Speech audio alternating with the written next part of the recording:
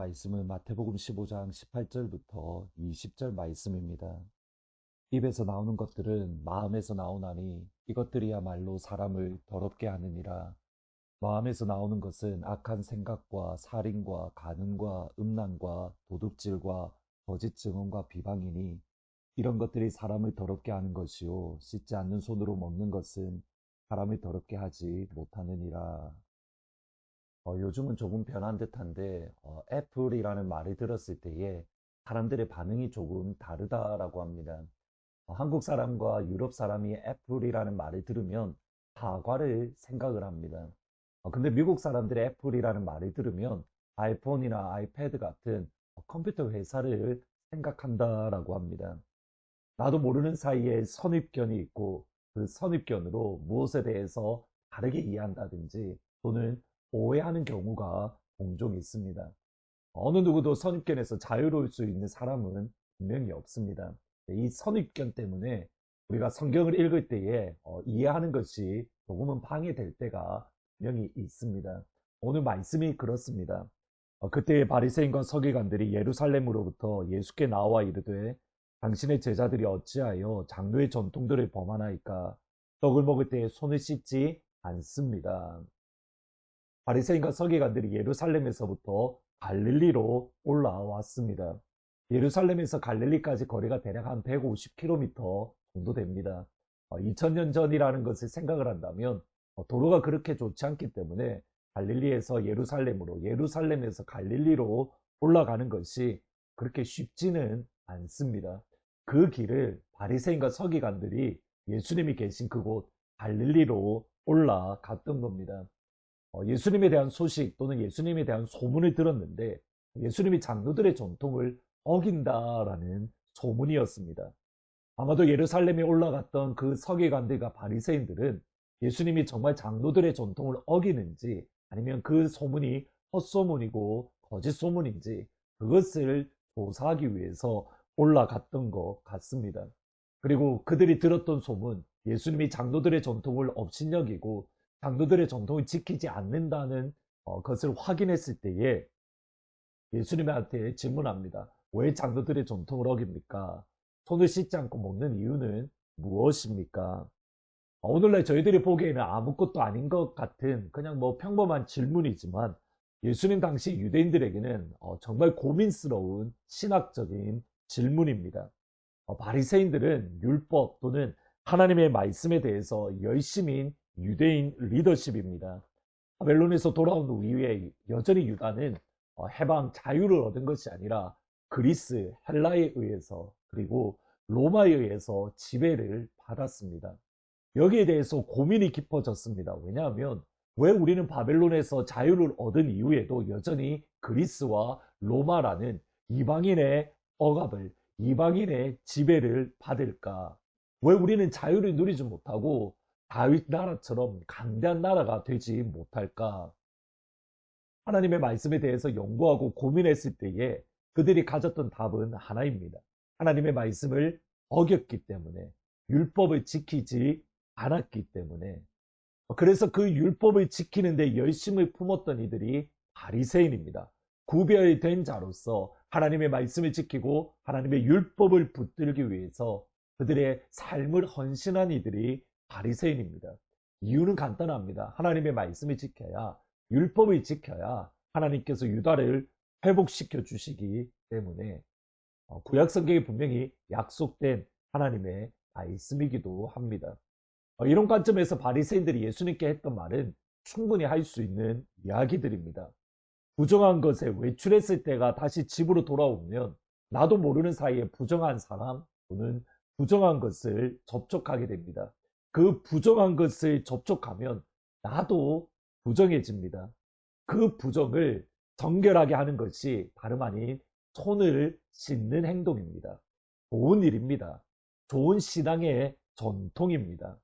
이것을 예수님의 제자들이 어겼고 바리새인들이 이것을 예수님께 어떤 면에서는 고발하고 있고 어떤 면에서는 고소하고 있습니다.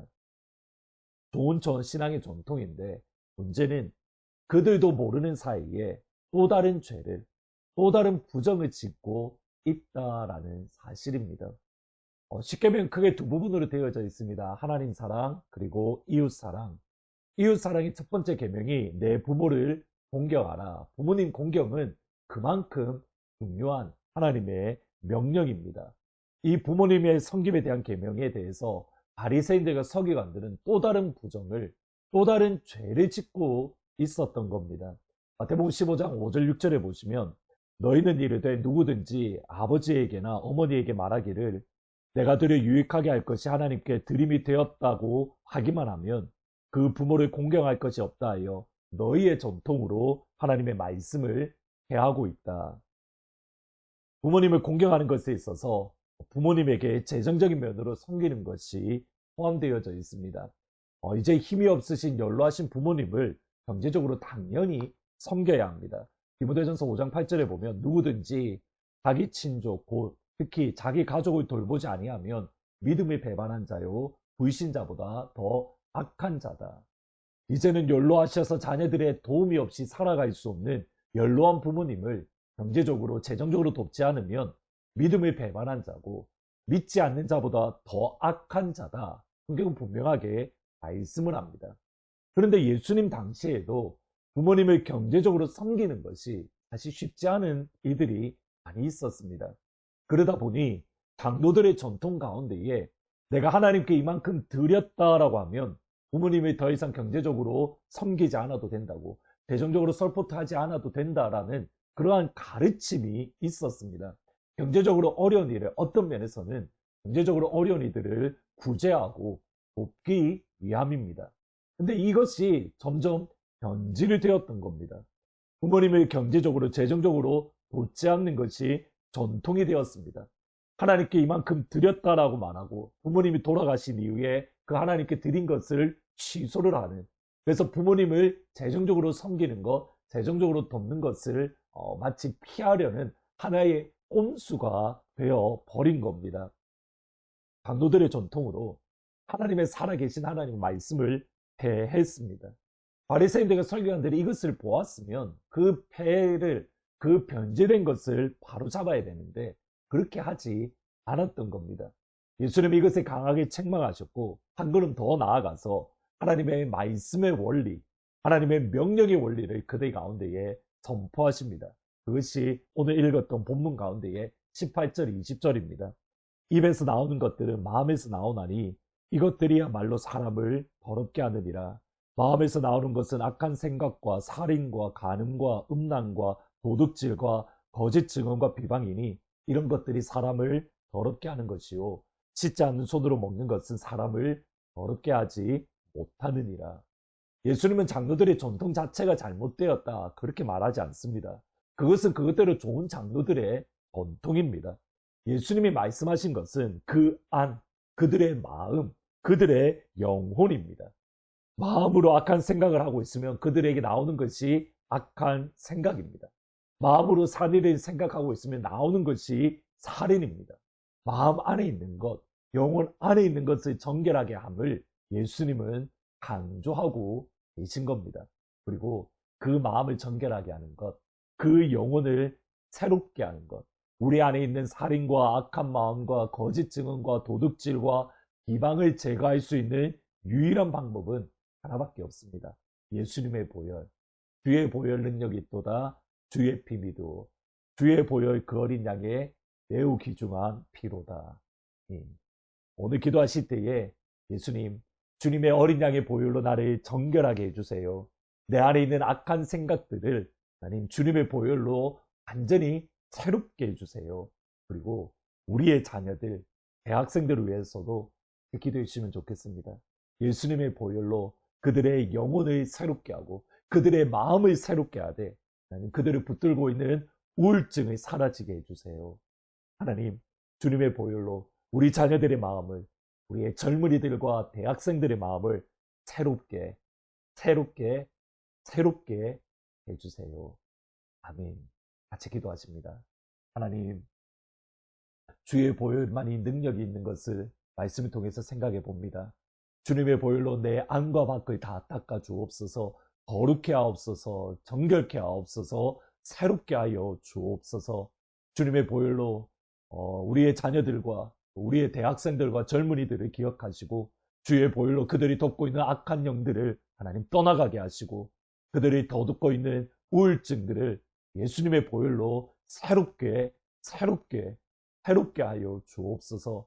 주의 보혈의 능력을 우리의 젊은이들이 우리의 자녀들이 체험하고 경험하고 주 앞에 나오는 그 구원의 역사를 하나님 우리에게 허락하여 주옵소서. 예수님의 이름으로 기도합니다. 아멘. 주의 보혈 능력이 있습니다. 그 보혈로 우리의 영혼과 우리의 마음, 우리의 자녀들이 뒤덮고 있는 어둠의 권세들, 그리 우울증과 좌절과 절망을 주의 보혈로 정결케 해주십시오. 기도하시면 좋겠습니다. 그리고 오늘 수요일 예배 때 김하수 선교사님이 오셔서 말씀을 전해주십니다. 또 현장에 오셔서 온라인으로도 같이 은혜를 나누시는 귀한 시간이 되기를 소원합니다. 존귀한 주 보혈이 내 영을 새롭게 하시네. 존귀한 주 보혈이 내 영을 새롭게 하시네. 존귀한 주 보혈 존귀한 주 보혈이 내 영을 새롭게 하시네. 존귀한 주 보혈이 내 영을 새롭게 하네. 보혈을 지나 하나님 품으로 보혈을 지나 아버지 품으로 보혈을 지나 하나님 품으로 한 걸음씩 나아가. 다시 한번 고백하겠습니다. 보혈을 지나 보혈을 지나 하나님 품으로 보혈을 지나 아버지 품으로 보혈을 지나 하나님 품으로 한 걸음씩. 기도하는 마음으로 다시 한번 보혈을 지나 하나님 품으로 지나 하나님 품으로 보혈을 지나 아버지 품으로 보혈을 지나 하나님 품으로 한 걸음씩 나아가네. 존귀한 주 보혈 주 보혈이 내 영을 새롭게 하시네. 존귀한 주 보혈이 내 영을 새롭게 하네. 존귀한 주 보혈